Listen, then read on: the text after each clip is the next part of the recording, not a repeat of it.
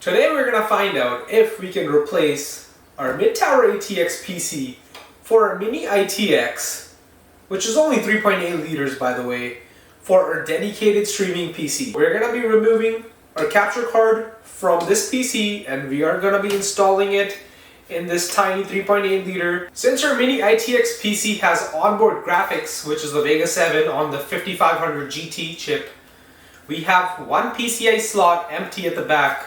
So we are going to be installing our capture card in here, and then we will be finding out if this Ryzen 5 5500 GT is powerful enough for streaming and recording. So right now you're looking at the insides of the Corsair 4000D mid-tower case. Now we're going to go ahead and remove our Elgato 4K. And now let's go ahead and see if our capture card fits inside our 3.8 liter mini ITX PC.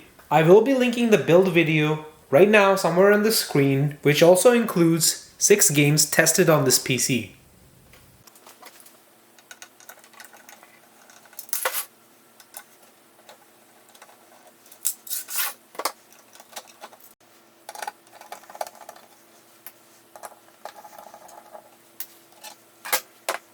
Here you can see that we simply cannot just install our capture card into the PCI slot because there is no space on the back.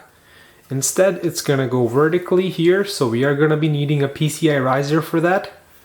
So I do happen to have a PCI 3 riser cable, which is perfect because our capture card is also PCI 3 as well.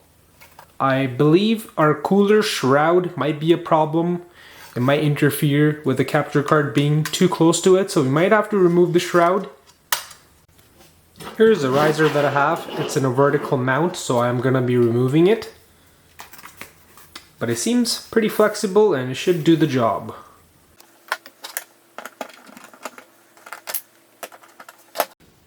Looks like I'm gonna need a smaller screwdriver for that one.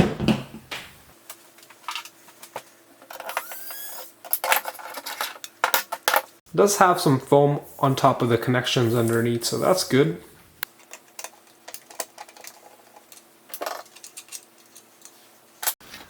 If you look down this PCIe slot, you can clearly see that the cooler is too tall. So maybe removing the shroud will give us enough space to install our capture card. And now we're gonna attempt on removing the shroud. Here we are. Half of the shroud is off. I just have to figure out this side. Are there any screws in here? Let's see. I hope not. I don't know why the side's not coming off. No, there are no screws.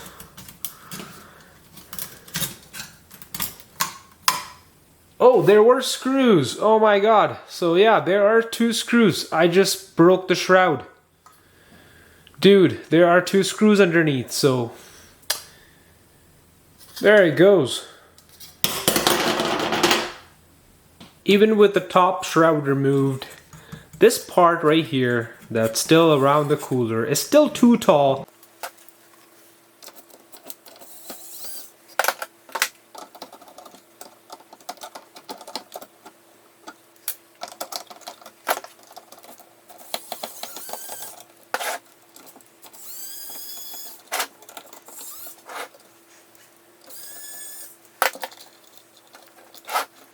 This is my first time finding out that AMD cooler is actually made by Cooler Master. How cool is that? So this is what I've done. I've actually used the saw and I've cut the top off this cooler. So as you can see, it makes a little bit of a difference. Now let's see if this has given us enough clearance.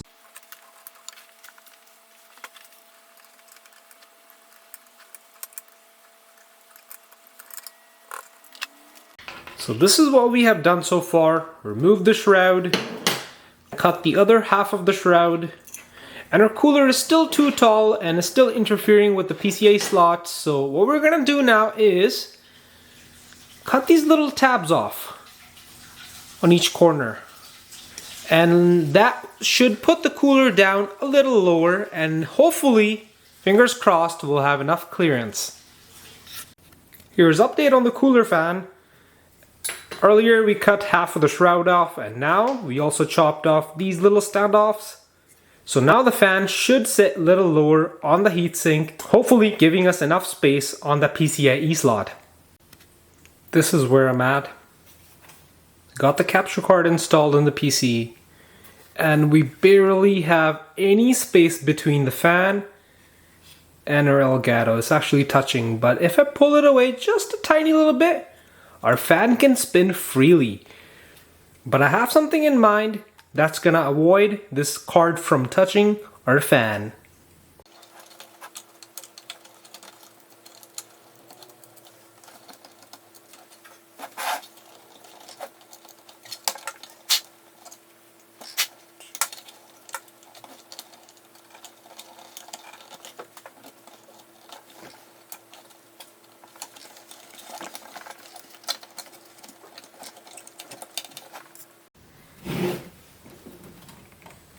Oh wow, this is a tight fit, and it's already pushing so much outwards that there's no way our capture card is going to touch the fan.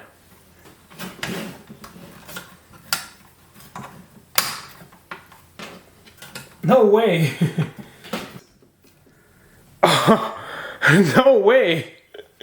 It's in and it's connected. It looks so weird because it's being pushed out and it's on an angle. It looks like it's gonna break, but let me tell you why it's not going to break. Because the PCI where it's mounted at can twist with it because the PCIe cable is flexible. So there's no way there is any stress over here. The only stress that's being caused is on this little back plate. So there is no stress on the PCB actually. Only stress point is this plate, how it's not straight, how we can see a little gap through here. So our PCIe cable, everything is pushing this card out. That's why it looks crooked, but it works. Trust me, it works. And our fan spins. I also added this 40mm fan as an exhaust at the top of our case because I feel like the case is crammed and it could use some additional cooling. The only reason I've put this plate on is just to show you that nothing is touching in this case. By that I mean, even after putting this plate on, this plate is not touching our capture card, and our capture card is not making contact with our CPU cooler.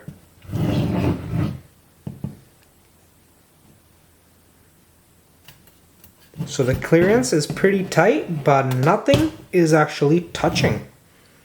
And that is great. Now we're gonna go ahead and close up the case, and then we'll check out the streaming and recording capabilities of the 5500 GT chip paired with our Elgato 4K 60 Pro Mark II.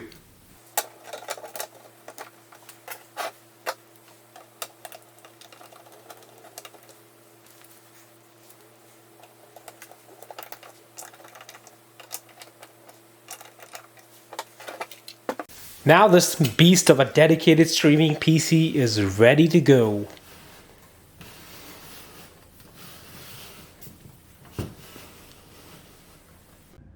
It's finally time to test out our 3.8 liter mini dedicated streaming PC. So I have it all hooked up. So currently we are gonna be running it in internal mode. So it's not a pass-through mode. And I'll explain what that means just in a moment here. So here is the streaming PC all hooked up to our gaming PC, which is a CH160 mini ITX build. I do have the full build video on my channel, so feel free to check that out. So now let's go ahead and fire up our tiny streaming PC and our small gaming PC. So quick explanation on what the internal mode is. So on internal mode, you basically clone your display. So I have two cables connected to my gaming PC's graphics card. One cable is going to my monitor, and second cable is being cloned, so the display is being cloned, and that is going to the streaming PC, the input of the Elgato on the streaming PC. But if it was a pass-through setup, then there only would be one display output coming out of the PC, which would go into our streaming PC, and then the output will go to the monitor. So this is what the internal mode looks like on the capture card. We're receiving a signal of 1440p at 120 Hz. And inside our gaming PC in the NVIDIA control panel, you can see that we have two displays. One is our capture card, other one is the display you're looking at. And these displays are cloned. So if I right click over here, you can see the clone source is number 1 display, and the number 1 display is the Acer. So we are cloning the Acer, we are cloning the Acer display, which is 1440p 170 Hz, but our clone is only running at 120 Hz. So that is perfect. That's what our capture card can take in, which is 1440p at 120 Hz. And what's nice about running this clone is that once I go to G-Sync here, you can see my G-Sync is enabled for my main monitor, the one you're looking at. So I can play with G-Sync enabled at 170 Hz while recording with no G-Sync at 120 Hz.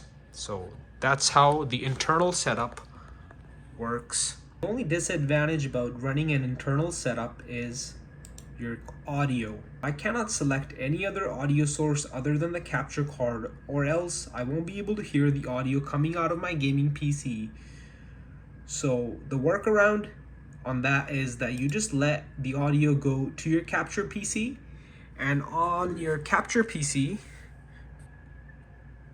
you have to go over here in your audio settings, and under recording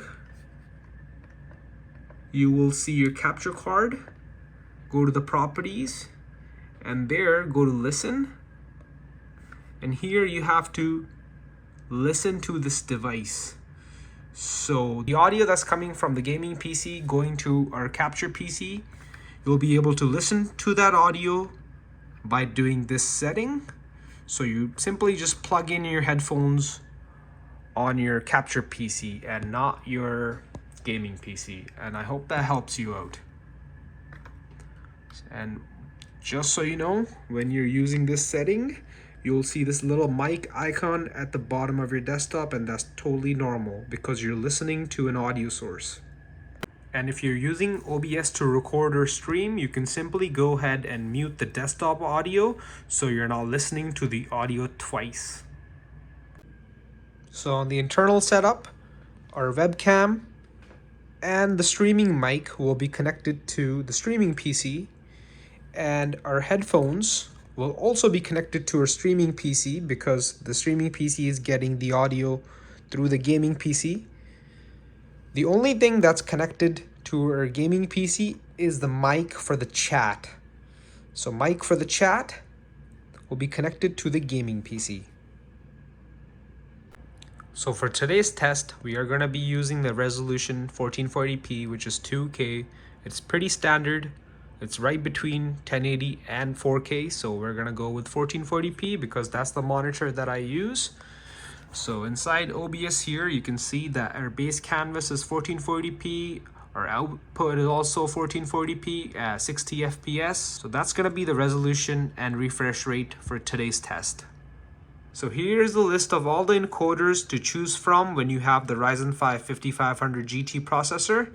So I'll use all of these 5 encoders, and I'll show you which setting I use these encoders at. I'll be using the inbuilt game benchmark so I can keep the video consistency same throughout all the encoders. At the end, we will be comparing the file size for each of those 5 videos, and we will be looking at the quality of the video as well.